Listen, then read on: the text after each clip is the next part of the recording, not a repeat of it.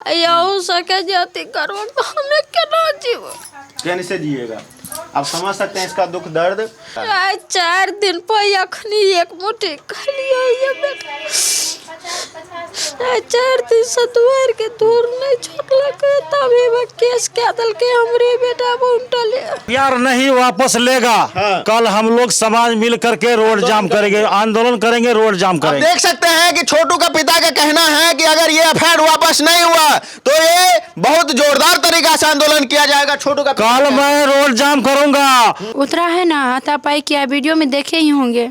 ये बिल्कुल साजिश के तहत ऐसा किया गया है। मैं अपनी आंखों से देखा हूँ कि उसमें 9 आदमी मिल करके छोटू को हत्या किया है। देखिए बबीता मिश्रा जो है ना शुरू से ही ऐसा किया है मेरे साथ में, और बार बार फोन करते हैं आप अपना भाई को नाम छटवा दीजिए, अब अपना नाम जीजा जी का नाम छटवा दीजिए। उसी तरह में बबीता के साथ में जितना भी 4-5 लड़का था सब हमको मारने के लिए उठा है। नमस्कार, आप देख रहे हैं भारत सच तक। मैं अभी छोटू आरती के घर पे उपस्थित हूँ और यहाँ पे पिछले दिनों आपने देखा होगा कि कुछ मीडिया वाले आ करके इनसे बदसलूकी किया और इस पे गलत इंजाम के तहत इनको फंसा दिया गया। भारत सच तक न्यूज में यहाँ के स्वागत है जी। आपको जो एफआईआर दर्ज किया गया आपके ऊपर, इस पे आपका क्या कहना है? देखिए एफआईआर जो दर्ज किया है बाय जबरदस्ती वो हमसे कहने लग गया कि आपको मुंह में माइक ठूस करके हम आपसे बैठ लेंगे। ऐसा बहुत सारा बात वो जो बबीता मिश्रा है जो आकर के यहाँ बहुत उल्टा पुल्टा सवाल करने लग गया आरती से। उस पर भी हम बोले कि देखिए आप जो सही बात है वो आप बात उससे मतलब इंटरव्यू ले सकते हैं, गलत बात मत पूछिए। तो हो हल्ला होते होते होते इस बार फिर शांति हुआ बात। इसके बाद जो है उनको इंटरव्यू दिया गया। इंटरव्यू देने के बाद फिर लास्ट में वो पूछने लग गया, आरती देखो आरती तुम किनका किनका नाम छटवाना चाहता है केस में से। इसी पर हम बोले कि देखिए आप उसको क्यों पूछ रहे हैं ऐसा बात। आरती इस केस का मालिक नहीं है, केस का मालिक हम हैं, एफआईआर हम कराए हैं। तो आप हमसे बात कीजिए ना, किनका नाम छटवाना क्या करवाना है वो हमसे पूछिए। तो नहीं शशिकांत इसमें मतलब बेगुनाह है।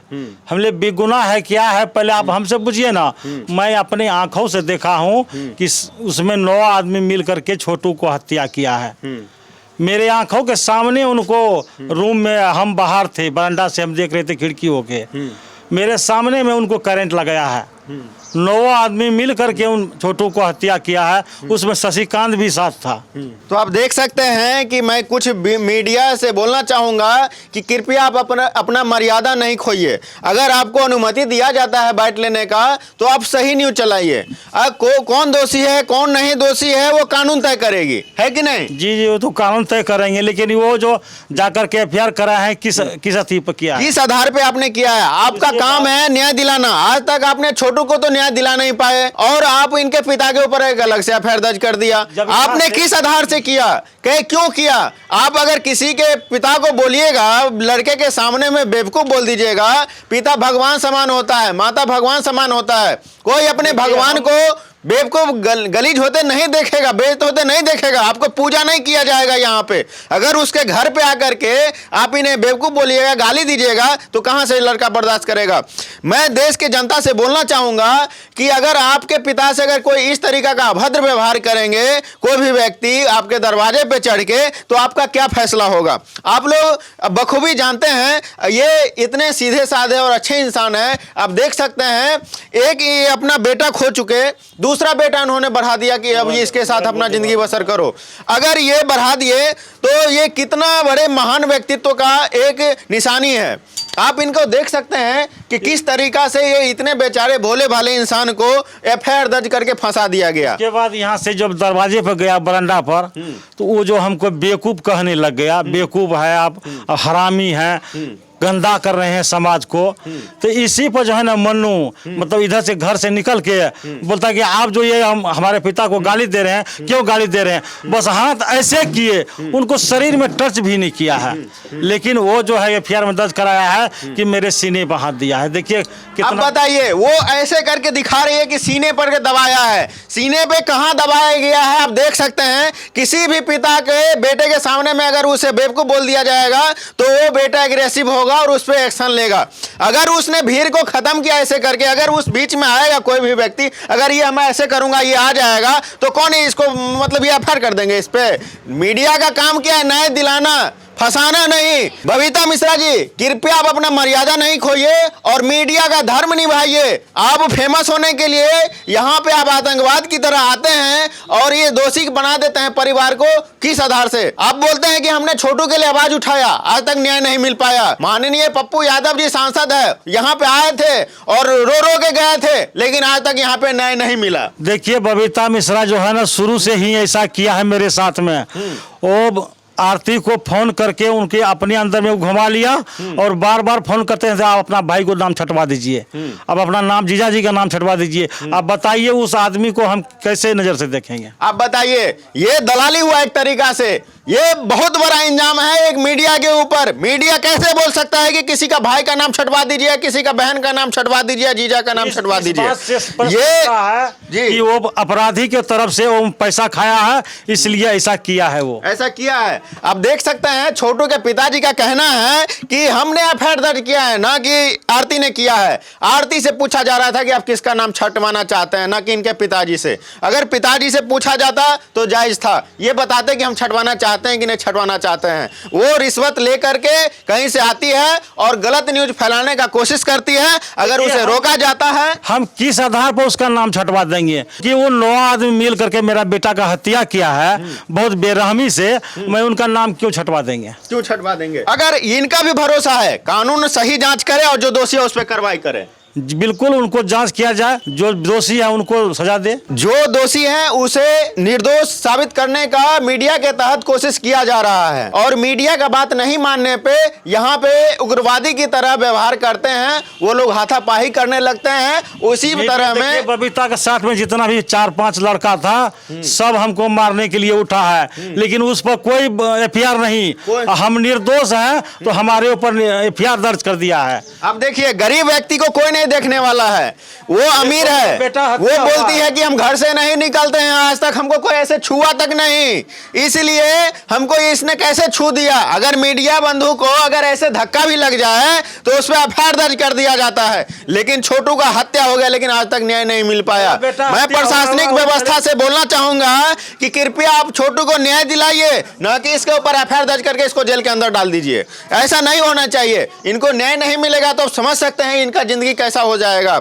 इसलिए देशवासी से मैं बोलना चाहूंगा कि कृपया कमेंट करके आप बताएं कि ये पिता सही है या नहीं है, ये अपने जगह सही थे या नहीं थे, मोनू जी सही थे या नहीं थे। अब मीडिया से भी सवाल जवाब होना चाहिए कि जो भी मीडिया बंधु आते हैं यहाँ पे लड़ाई करने आते हैं या सवाल करने आते हैं, न्यायिक व्यवस्था में दखल अंदाजी नहीं करना चाहिए किसी भी मीडिया बंधु को। जी जी जी जी। ये छोटू के पिताजी को कहना था और ये बहुत ही महान व्यक्तित्व है। मैं भी इनका कायल हूँ, जो एक बेटा के खोने के बावजूद एक बेटे को सौंप दिए और अपना घर द्वार चलाना चाहते हैं अच्छा ढंग से। तो मीडिया को कहीं पेट में दर्द यार नहीं वापस लेगा। हाँ।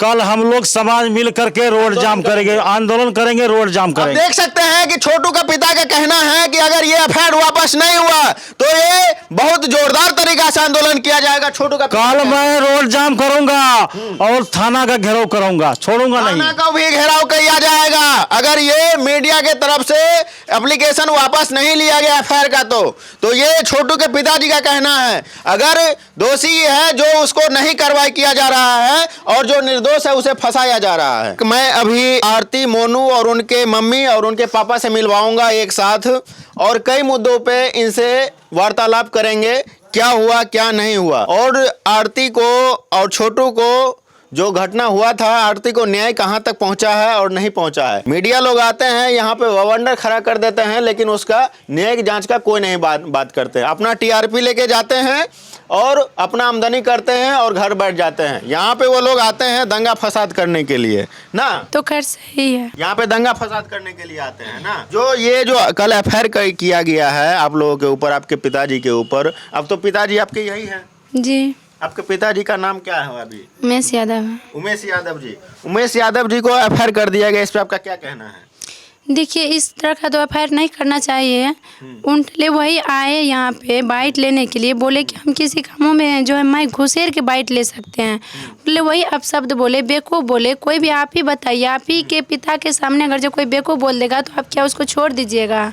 तो वो भी एक कुछ बोले नहीं, ऐसे मतलब बोले कि आप बेवकूफ़ बोले खाए, ऐसे मतलब थोड़ा गुस्सा में आए। इसी पे बहुत लगा बजा के बोल दिए और एफ कर दिए, लेकिन इस तरह का नहीं करना चाहिए था। अच्छा, आप देख सकते हैं कि आरती बिल्कुल क्रोधित है इस बात से कि ये जो एफआईआर कर दिया गया है ये बहुत गलत किया गया है, और मीडिया कर्मी भी इनके साथ हाथापाई पे उतरा है। उतरा है ना, हाथापाई किया, वीडियो में देखे ही होंगे। जो मीडिया कर्मी इनके लिए आवाज उठाते थे, आज मीडिया कर्मी वो विपक्ष में चले गए हैं और इनके लिए आवाज को दबाना चाहते हैं। हर मीडिया कर्मी से मैं बोलना चाहता हूं कि आपने जिस वक्त इनके लिए आवाज उठाया था कि आरती या छोटू को न्याय मिलना चाहिए, आज वही मीडिया वाला बोल रहा है कि आरती गलत है। अब गलत किस आधार से है आप साबित करके दीजिए। अगर आप ही लोग न्यायिक व्यवस्था चलाइएगा तो ये न्यायिक व्यवस्था कोई काम नहीं है, प्रशासन कोई काम का नहीं है, आप ही लोग चलाते रहिए। मैं मनीष कश्यप से बोलना चाहूंगा कि तुम जो बड़ी सच तक चलाते रहते हो, बोलते हो कि सच तक बोलते हैं, लेकिन सच का एक भी पिटारा नहीं दिखता उसका। नहीं दिखता है, कहाँ दिखता है? जिस तरह के क्वेश्चन होना चाहिए कल उस तरह का एक भी क्वेश्चन नहीं हुआ। उल्टे वही जोर जबरदस्ती किया, और पापा जब सही बात बोले तो उसी पे तनक गए। बुलाइए ना महाराज। ये जो सच तक वाला मनीष कश्यप है, ये आपके लिए पहले बोलता था कि पहले ढोंग कर रही थी, आप ढोंग कर रही थी हॉस्पिटल में। अब इस पे हम क्या बता सकते हैं? किसी का दर्द कोई आजकल दुनिया में नहीं है समझने वाला। तो मनीष कश्यप जो आपका इंटरव्यू पहला लेने के लिए गया था, वो बोल रहा है कि आरती ढोंग कर रही थी वहाँ पे। अब हम क्या बोल सकते? 50,000 तो खर्चा लगा था। अगर तुम बोलते हो कि हम सच तक चलाते हैं तो तुम्हें झूठ तक साबित खुद ब खुद तुम बोल रहे हो कि हम झूठ तक चलाते हैं। इसी से ये खुलासा होता है कि उस वक्त जब तुम्हें झूठ लगा था कि आरती ढोंग करती है तो तुमने ढोंग क्यों नहीं बोला? उस वक्त तुमने क्यों दिखाया कि आरती इतना गंभीर रूप से घायल है, इनको छेड़खानी हुआ है? अब तुम बोल रहे हो कि ये ढोंग कर रही थी, तो ये कहीं ना कहीं अपराध है और तुम झूठ तक हो गए। आज से तुम्हें झूठ तक बोला जाएगा ना, ये झूठ तक वाला काम कर रहा है ना। वही ना, उस वक्त दिखा रहे थे, उस वक्त कैसी हालात, इतना बड़ा हादसा हुआ था कि हम ढोंग कर रहे थे।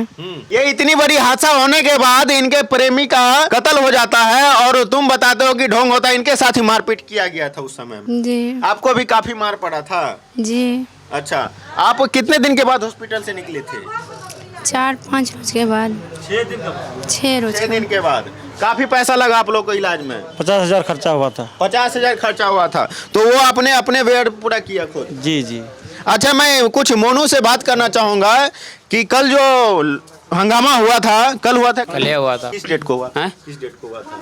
कल हुआ था 31 महीना है ना। बहुत सारे मीडिया कर्मी आए और उल जलूल सवाल करने लगे इनसे, और इनके पिताजी को गाली दिया गया। क्या आपके पिताजी को गाली दिया गया? गाली दिया गया। आपके पिताजी को बेवकूफ बोल दिया गया, तो आप क्या करते उसके बाद? देखिए, बेवकूफ़ बोल दिए, फिर भी उनको मतलब बोल रहे थे चुप होने के लिए, फिर भी नहीं मान रही थी, फिर भी पापा के ऊपर चढ़ रहे थे। फिर उसको साइड किए तो उसी में बोल रहे हैं कि मुझे ऐसे छुआ, ऐसे वैसे किया। अब बताइए, ये कितनी बड़ी गंभीर आरोप है। ये यंग लड़का है, आप समझ सकते हैं कि यंग लड़का का कितना दर्दनाक ये घटना हुआ। अगर किसी के पिताजी को बोला जाएगा तो ये बर्दाश्त के लायक नहीं है।